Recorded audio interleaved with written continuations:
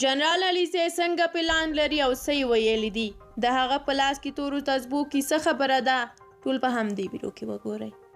د افغانستان د جمهوریت نظام د حکومت وروستی لوی درستیز لا هم باور لري چې که خبرو ته غوږ نیول شوی وای طالبان به واک ته نه وای رسېدلی ډي ډرایو کام خپرونې د جنرال هیبت الله علیزي په قول ویلي دي چې سره له دې چې دفاع وزیر او حتی ولسمشر له هېواده وتلی و ده نه غوښتل چې طالبانو ته تسلیم شي علیزی چې د ځانګړو عملیاتو قمندان و د جمهوري حکومت په وروستیو ورځو کې لوی درستیز وګمارل شو له لوی درستیزۍ وروسته یې هڅه پیل کړه چې په کابل د امریکا د سمندري ځواک د کمانډو اډمیرال ته چې د امریکایي ځواکونو د امنیتي چارو مسؤلیت یې په غاړه درلوده قناعت ورکړي چې دی پرېږدي چې یو پوځي حکومت اعلان کړي او په محدود شمېر خو تکړه ځواکونه د افغانستان پاتې ښارونه له طالبانو وساتي علیزی وایي د امریکا د سمندري ځواک اډمیرال پیټر واسلي ته مې وویل چې که پوځي حکومت اعلان کړو زموږ ملاتړ کوئ زه غواړم چې اعلان یې کړم اوس له هغه مهاله 10 میاشتې وروسته جنرال علیزی د میرل په لمنه کې اوسي خو لا هم له خپل هدف یعنې د طالبانو له ځپلو تیر شوی نه دی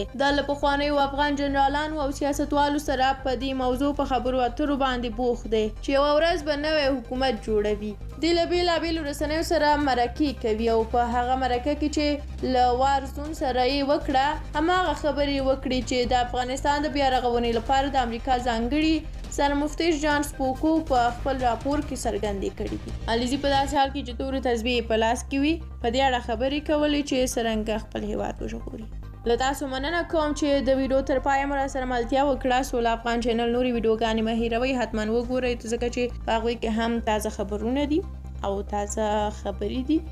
چې له لاسه یې ورنه کړئ تر بیا بلې ویډیو د خدای په امان